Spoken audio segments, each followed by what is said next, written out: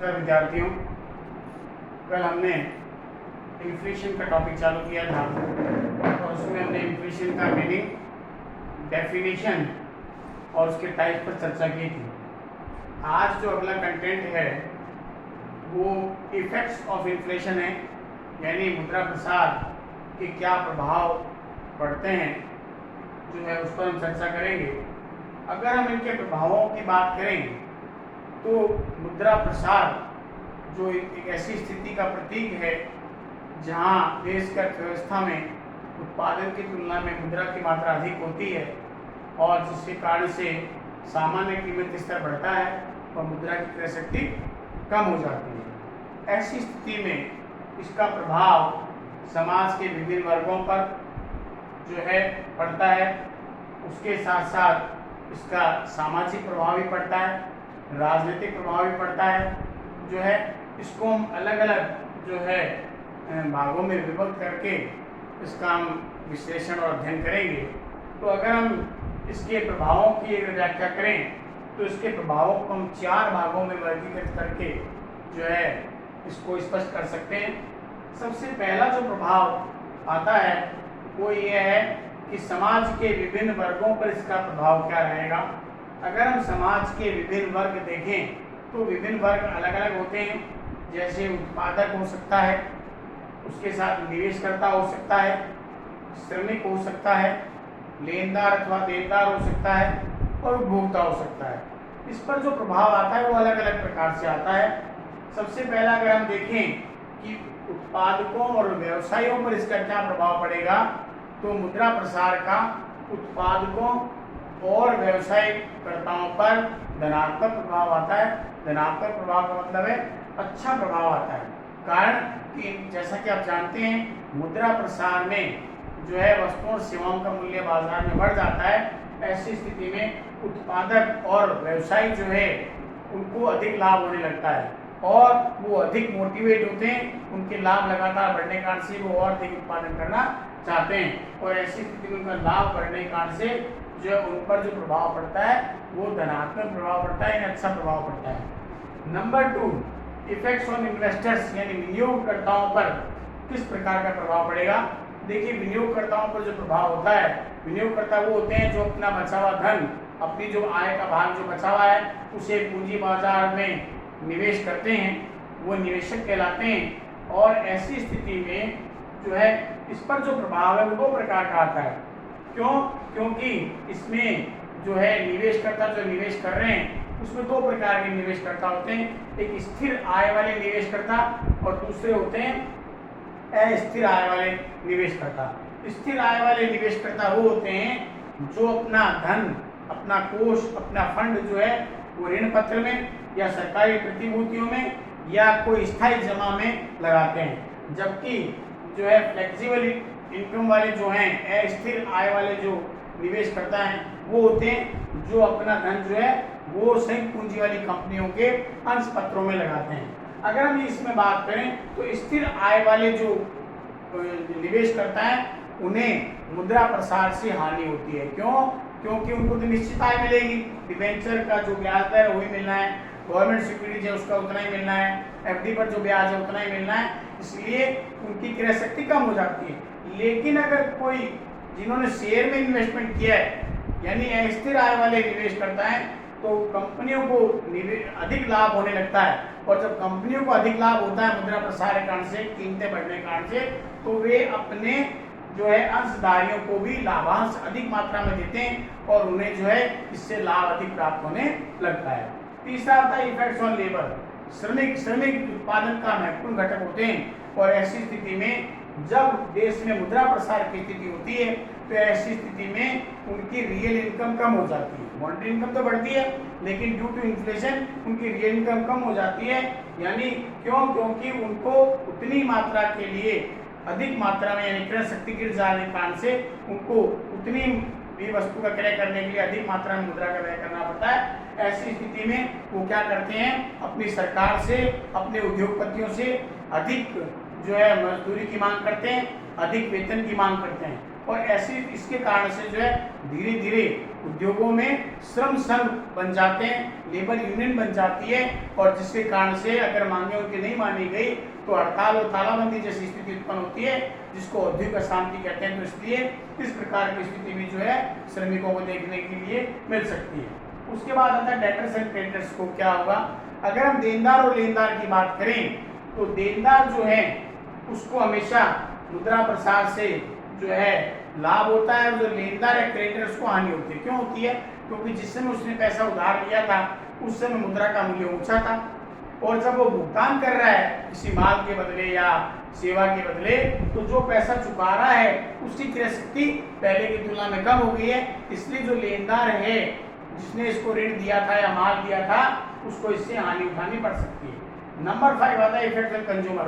अगर हम उपभोक्ताओं की बात करें तो निश्चित तौर पर इन्फ्लेशन की स्थिति में उपभोक्ताओं को हानि होती है, क्योंकि उपभोक्ताओं को जो वस्तु और सेवाएं हैं वो ऊंचे मूल्यों पर प्राप्त होती है, और ऐसी स्थिति में मुद्रा का मूल्य गिर जाने के कारण से उनको अधिक मात्रा में क्या करना पड़ता है, मुद्रा का भुगतान करना पड़ता है। तो ये कुछ विभिन्न हिस्से हैं या जो है समाज के विभिन्न वर्ग हैं जिनको मिला जुला असर जो है वो इन्फ्लेशन के रूप में देखने को मिलता है।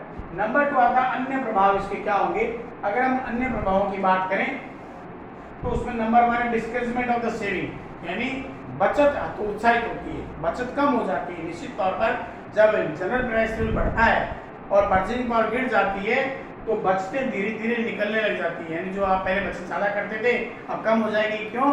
क्योंकि आपको अधिक मात्रा में जो है मूल्य उतनी सेवा अथवा उतनी वस्तु के लिए अधिक मूल्य चुकाना पड़ेगा, और ऐसी स्थिति में जो है लोगों की बचत जो है वो कम हो जाती है।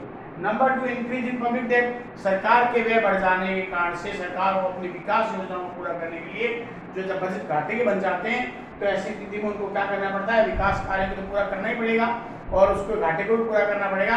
इसलिए सरकार को पब्लिक डेट यानी सरकारी ऋण लेना पड़ जाता है, यानी स्फीति काल में जो है सरकारी ऋणों में अधिक मात्रा में वृद्धि हो जाती है।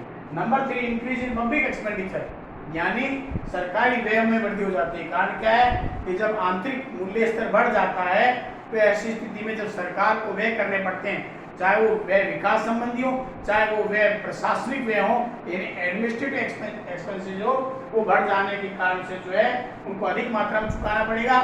इसलिए उनके सरकारी व्यय भी क्या हो जाते हैं, बढ़ जाते हैं। नंबर 4 आता है इंक्रीज इन टैक्सेशन, यानी करों में वृद्धि।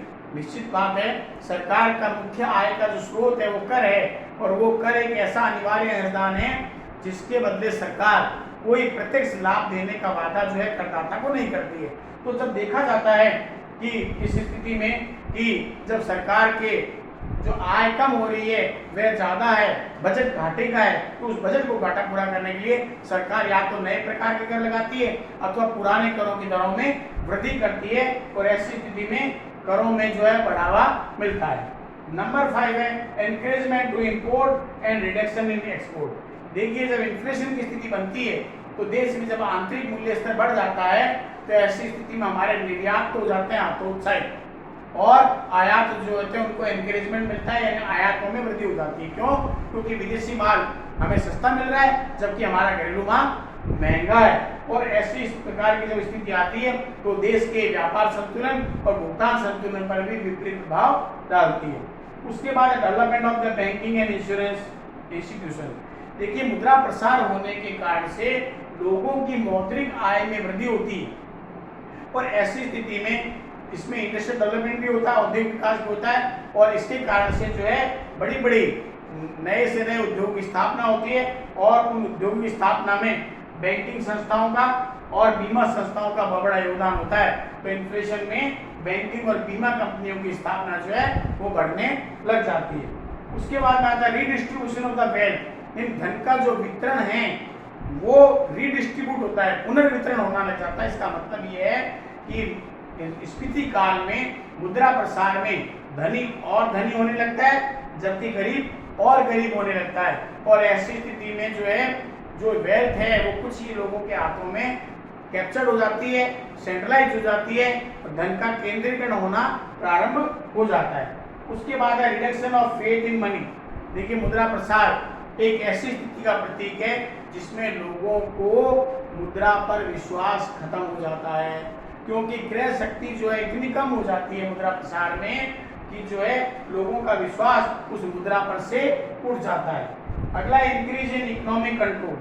देखिए जैसा कि आप जानते हैं, जब डेमोक्रेसी होती है, डेमोक्रेटिक गवर्नमेंट है, वह सरकार का ही कर्तव्य है कि वे कीमतों पर प्रभावी नियंत्रण रखे, अप्रत्यक्ष रूप से कीमतें नहीं बढ़ने दे, और खास तौर पर जो एसेंशियल कमोडिटी है उस पर। ऐसी स्थिति में जब मुद्रा प्रसार की स्थिति उत्पन्न होती है तो उस स्थिति में देश की सरकार आर्थिक जो है क्रियाओं पर प्रभावी नियंत्रण लगाने का प्रयास करती है, यानी उन पर आर्थिक नियंत्रण लगाने का प्रयास करती है ताकि मूल्यों पर प्रभावी नियंत्रण लगाया जा सके।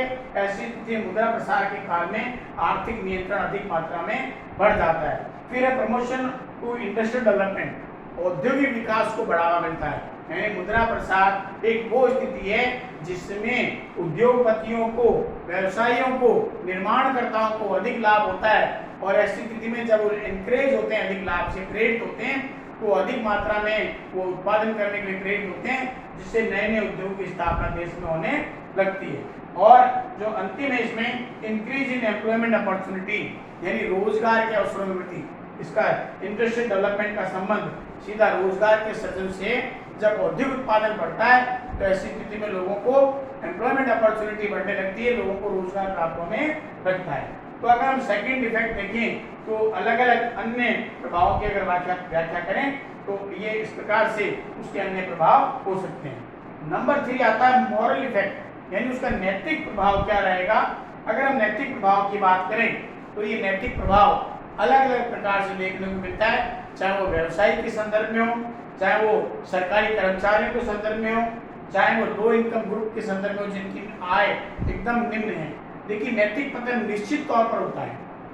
इन्फ्लेशन की स्थिति में, मुद्रा प्रसार की स्थिति में, चाहे वो व्यवसायी हो, चाहे वो निम्न आय वाला व्यक्ति हो, चाहे वह सरकारी कर्मचारी हो, उनके जो है नैतिक जो है पतन होने लग जाता है। किस रूप में होता है, अगर हम व्यवसाय की बात करें तो उनको ज्यादा मात्रा में इसमें लाभ होता है, तो क्या करते हैं, जानबूझ करके क्या करते हैं, जमाखोरी, लाभखोरी, कालाबाजारी जैसे कार्य करना प्रारंभ कर देते हैं ताकि उनको और अधिक लाभ प्राप्त हो सके। उसी प्रकार अगर सरकारी कर्मचारियों को देखें तो सरकारी कर्मचारियों को आय निश्चित होती है, और ऐसी स्थिति में सामान्य कीमत स्तर बढ़ने के कारण से, क्रय शक्ति कम हो जाने के कारण से उनकी रियल इनकम कम हो जाती है, इसलिए वो अपने लिविंग ऑफ स्टैंडर्ड को वैसे का वैसा मेंटेन रखने के लिए वो क्या करते हैं, आय को बढ़ाने के लिए अलग अलग हथकंडे अपनाते हैं, जिसमें करप्शन, भ्रष्टाचार कर सकते हैं, रिश्वत ले सकते हैं, करों में चोरी जैसी प्रवृत्ति को जन्म जो है उनको मिलता है, वो कर छुपाते हैं, सरकार कर देना नहीं चाहते। इस प्रकार से सरकारी कर्मचारियों का भी नैतिक पतन होने लगता है। अगर हम निम्न आय वर्ग की बात करें जिनकी बिल्कुल ही आय एकदम गरीब हैं, जो अपने मिनिमम लिविंग ऑफ स्टैंडर्ड को मेंटेन नहीं कर पा रहे हैं, जो मिनिमम जो उनकी रिक्विजिशन है, न्यूनतम आवश्यकता, रोटी कपड़ा और मकान, मिनिमम रिक्विजिशन उसको पूरा नहीं कर पा रहे हैं, तो उनमें ये नैतिक पतन ज़्यादा देखने को मिलता है। जैसे चोरी करना, जैसे डकैती, जैसे जो है आपको मर्डर वगैरह कर देना, पैसा जो है किसी न किसी रूप में वेश्यावृत्ति को बढ़ावा मिलना, इस प्रकार के कार्य करके भी वो किसी भी तरीके से मुद्रा अर्जित करना चाहते हैं ताकि वो अपने परिवार का पालन पोषण कर सकें। तो इसका मतलब है मुद्रा प्रसार क्या करती है, नैतिक पतन को बढ़ावा देती है, चाहे वो व्यवसाय के संदर्भ में हो, चाहे वो निम्न आय वर्ग के संदर्भ में हो, चाहे वो सरकारी कर्मचारी के संदर्भ में हो। अगर अंतिम है ये सरकारी और सामाजिक जो है प्रभाव क्या बढ़ेंगे, यानी उसकी राजनीतिक प्रभाव क्या होंगे, सामाजिक प्रभाव क्या होंगे। तो अगर हम इसके राजनीतिक और सामाजिक प्रभावों की व्याख्या करें तो आप देखेंगे कि इसके अंदर सबसे बड़ा है कि मुद्रा प्रसार जो क्या करता है, वो आर्थिक विषमता को बढ़ावा देता है। धनी और अधिक धनी हो रहा है और गरीब और अधिक गरीब हो रहा है, जिसके कारण से समाज में दो वर्ग बन जाते हैं, एक मजदूर वर्ग और एक जो है पूंजीपति वर्ग, और फिर दोनों में क्या होने लग जाता है, वर्ग संघर्ष बोलते हैं इसको, क्लास कॉन्फ्लिक्ट, दोनों में आए दिन का झगड़ा। झगड़ा का मतलब है हड़ताल की प्रॉब्लम होना, लॉकआउट कर देना, तालाबंदी हो जाना, इस प्रकार की स्थितियां देखने को मिलती, क्योंकि वो मोर डिमांड फॉर वेजेस और सैलरी, क्योंकि उनका उससे खर्चा नहीं चल पाता है, कीमतें बाजार में अप्रत्याशित रूप से बढ़ गई है, इसलिए मांग करते हैं, इसलिए पूंजीपति और जो है श्रमिक वर्ग में क्या हो जाता है, एक गैप बन जाता है और वर्ग संघर्ष को बढ़ावा मिलता है। उसके बाद इंडस्ट्रियल अनरेस्ट, देखिए क्लास कॉन्फ्लिक्ट ही इंडस्ट्रियल अनरेस्ट को जो है जन्म देता है, इन औद्योगिक अशांति को जन्म देता है। जब उनकी मांगे नहीं मानी जाती तो बड़े बड़े वो लेबर यूनियन बना लेते हैं, वो उद्योगपतियों पर प्रेशर डालते हैं कि हमें इस प्रकार की सुविधाएं दी जाए, और अगर नहीं दी जाती है तो हड़ताल, तालाबंदी, आगजनी जैसी स्थिति भी उत्पन्न हो जाती है, जिस प्रकार से जो इसको बढ़ावा मिलता है। साथ में करप्शन, ब्लैक मार्केटिंग जो है इस प्रकार की स्थिति भी समाज में फैल जाती है, वो भ्रष्टाचार को बढ़ावा मिलता है, वो किसी न किसी रूप में भ्रष्टाचार करेगा, किसी न किसी रूप में कालाबाजारी जैसी स्थिति हो जाती है, यानी सस्ते दामों पर जो सामान लिया हुआ है उसको महंगे बाजार में बेचना, होल्डिंग करना, यानी उस सामान को ज़्यादा मात्रा में गोदाम में रखना, पूर्ति कम देना, ब्लैक मार्केटिंग करना, इस प्रकार की स्थिति उत्पन्न होती है। और जब सब इस प्रकार का होता है तो उसके साथ में पॉलिटिकल इनस्टेबिलिटी भी आ जाती है। देखिएगा, हमेशा ध्यान रखने की बात है कि अगर कोई भी सरकार है और अगर उसमें जन आक्रोश उत्पन्न हो गया कि कीमतें अप्रत्याशित रूप से बढ़ गई, लोगों के जीवन स्तर में लगातार गिरावट आ रही है, वो उनका जीवन स्तर लगातार बिगड़ रहा है, तो वो फिर क्या होता है, जो लोगों में असंतुष्टि की भावना, यानी जो वोटर्स हैं उनमें असंतुष्टि की भावना जागृत होती है और उनके पास ये वोटिंग राइट्स होता है। वोटिंग राइट्स के माध्यम से वो सरकार को हटाने या उसको अस्थिर करने की जैसी भी कार्रवाई जो है वो कर सकते हैं। इस प्रकार से मुद्रा प्रसाद जो है न केवल सामाजिक प्रभाव डालती है बल्कि समाज के अलावा नैतिक प्रभाव भी उसके रहते हैं। उसके साथ साथ राजनीतिक, सामाजिक और समाज के विभिन्न वर्गों पर जो है इस प्रकार से जो है मुद्रा प्रसाद का प्रभाव पड़ता है।